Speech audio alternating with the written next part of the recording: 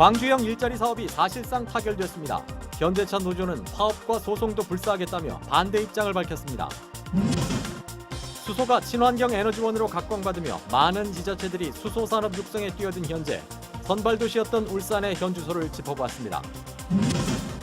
부산이 낙동강 하구뚝 개방을 추진하고 있는데 갈수기에는 강물에 염분이 섞일 수 있어 이 물을 끌어다 쓰는 울산에 비상이 걸렸습니다.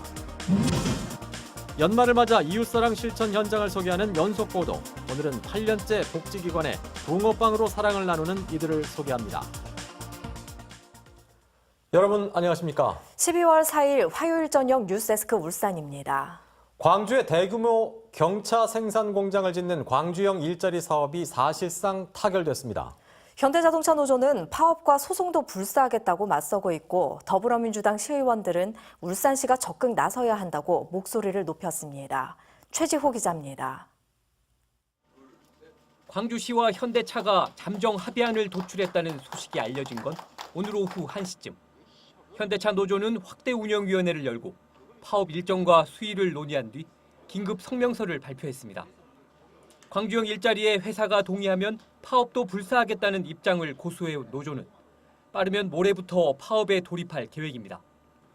또 협약 체결 당사자들을 업무상 배임 등으로 고소하는 등 법적 대응도 검토하고 있다고 밝혔습니다.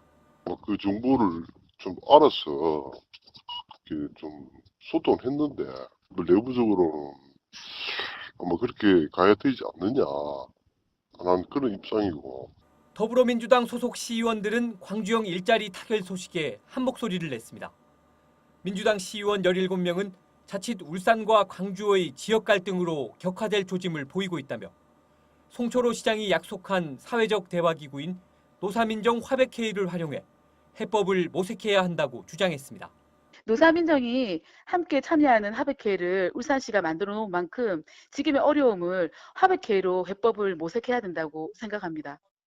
모레 광주시와 현대차의 공식 조인식이 예정된 가운데 광주형 일자리가 지역 경제에 미칠 파장에 관심이 집중되고 있습니다. MBC 뉴스 최지호입니다. 부산이 낙동강 생태계 복원을 위해 하구뚝 개방을 추진하고 있습니다. 이럴 경우 갈수기에는 울산으로 끌어오는 낙동강 물에 염분이 섞일 수밖에 없어 비상이 걸렸습니다. 유영재 기자입니다. 1987년 준공된 낙동강 하구뚝. 15개의 수문을 갖고 있는데 현재 모두 굳게 닫혀 있습니다. 부산 시민의 식수와 농업용수 확보를 위해 바닷물 유입을 막고 있는 겁니다. 울산도 이 물을 사용합니다. 울산시가 낙동강 물을 끌어오는 원동치수장은 하구뚝에서 27km 떨어져 있습니다. 이곳에서 물을 가져와 공업용수로 쓰는데 하루 평균 5, 60만 톤에 달합니다. 갈수기 때는 이 물을 식수로도 이용합니다. 문제는 부산시가 낙동강 생태계 복원을 위해 하구뚝 개방을 추진하고 있다는 겁니다. 문재인 대통령의 공약이며 오고돈 부산시장의 주요 현안 사업입니다. 하구뚝이 개방되면 특히 갈수기 때 바닷물이 원동 치수장까지 올라와 울산 피해가 우려됩니다. 전면 개방을 하면 당연히 이제 거기까지 염수가 침투를 하고요. 그다음에 그 부분 개방을 해도 시간이 조금 더 걸리다 뿐이지 사실은 침투하는 건 똑같습니다. 특히 기업체 피해가 클 것으로 보입니다. 울산의 기업들이 염분 농도가 높아진 낙동강물을 가져와 공업용수로 쓰게 되면 자체적으로 담수화 시설을 갖춰야 하는 큰 비용 부담을 안게 됩니다. 울산시도 낙동강 하구뚝 개방이 불가피한 것으로 보고 있습니다. 다만 하구뚝이 울산에 피해를 준 만큼 개방되는 상황만은 막아야 하는 입장입니다. 정수장까지 염분이 침투하지 않도록 적절한 수분 조절이 필요할 것이라고 생각을 하고 있고요. 우리가 예상했던 것보다 많은 염분이 들어왔을 때 긴급하게 이를 수처리할 수 있는 시스템 역시 마련해야 된다고 생각하고 있습니다. 현 정부에서는 환경부가 물관리를 통합해서 맡고 있습니다. 환경부는 낙동강 하구뚝 개방 관련 용역이 2020년 말 끝나면 대책을 내놓을 예정인데 울산의 상황이 적극 반영되도록 대응이 필요합니다. MBC 뉴스 유영재입니다. 수소가 친환경 에너지원으로 부각되며 수소 경제 시대라는 말까지 나오고 있습니다. 많은 지자체들이 수소 산업 육성에 뛰어들었는데 선발도시였던 울산의 현주소는 어떨까요? 조창래 기자가 취재했습니다. 울산은 전국 수소 생산의 절반 이상을 담당하고 국내 유일의 수소 전기차를 생산하는 도시입니다. 다른 지역에 비해 우수한 인프라를 바탕으로 수소 산업을 선도했습니다. 그러나 창원과 광주, 충북 등이 수소 산업 육성에 가세하며 지금은 한치 양보 없는 삿바 싸움을 벌이고 있습니다.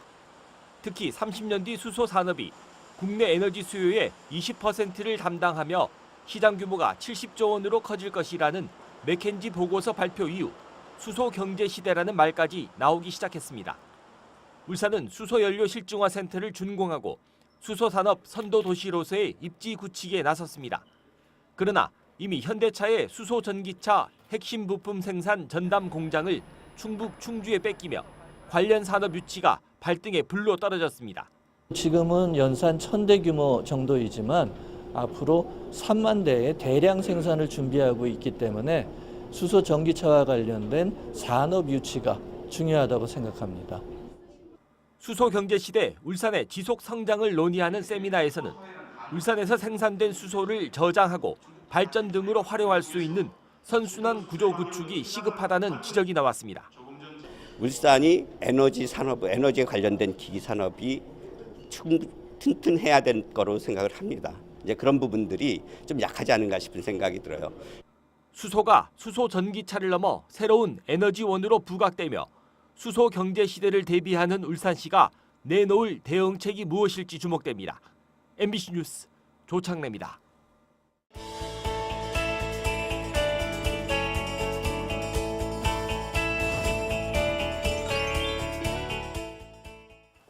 연말을 맞아 이웃사랑을 소개하는 연속보도 나누면 더 따뜻합니다를 시작합니다. 오늘은 그 첫 순서로 지역 어르신들께 수년째 사랑의 붕어빵을 전하는 현장을 주희경 기자가 다녀왔습니다. 한 노인요양원 로비에 달콤한 붕어빵 냄새가 진동합니다. 붕어빵 기계에서는 노릇노릇하게 구워진 붕어빵이 쉴 새 없이 나옵니다. 한편에는 겨울 간식으로 빼놓을 수 없는 어묵도 준비됐습니다. 울산의 한 기업체가 겨울을 맞아 지역 어르신들을 위해 마련한 겁니다.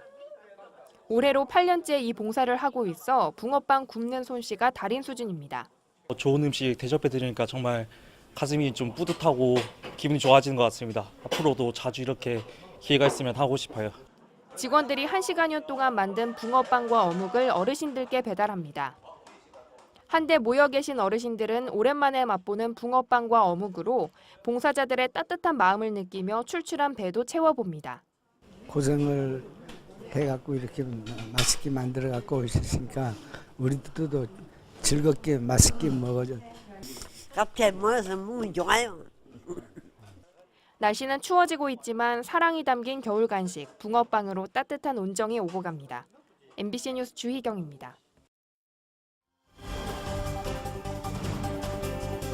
주요 뉴스를 짚어드리는 큐브 뉴스입니다. 불수능으로 알려진 2019학년도 수능 등급 컷이 발표된 가운데 울산 지역 수능 만점자는 없는 것으로 나타났습니다. 한국교육과정평가원은 수능 채점 결과 국영수 영역 모두 지난해보다 어려워 1등급 비율이 줄었다고 밝혔습니다. 만점자는 전국에서 9명으로 집계됐지만 울산 지역 만점자는 없으며 개인별 성적표는 5일 오전 각급 학교에서 배부됩니다. 민선 7기 울산시정 출범 이후에 결정된 울산시립미술관 건립 중단 여파로 70억 원대 재정 손실이 예상됩니다. 울산시에 따르면 울산시립미술관 공사비 변동 용역 결과 건축비가 29억 원이 늘어나는 데다 내년 상반기 물가 상승분에 맞춰 재산정하면 50억 원대로 증가할 전망입니다.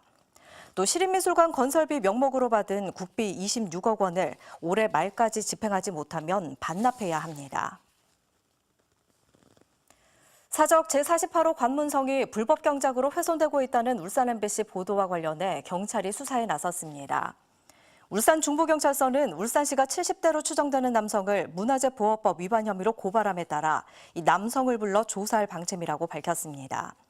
앞서 문화재청은 지난달 29일 전문가를 불러 관문성 훼손 여부를 확인하고 관리단체인 울산시에 고발 조치하도록 지시했습니다.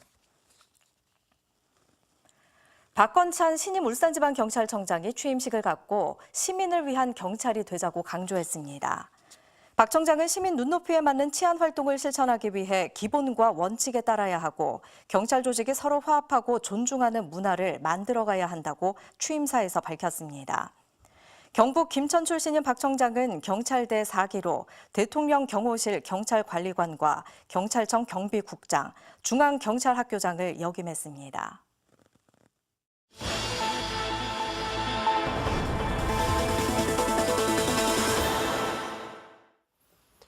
오늘 오후 2시 10분쯤 울산대교 중간 지점에서 50대 중반으로 보이는 남성이 바다로 투신해 해경과 119에 의해 인근 병원으로 옮겨졌지만 숨졌습니다.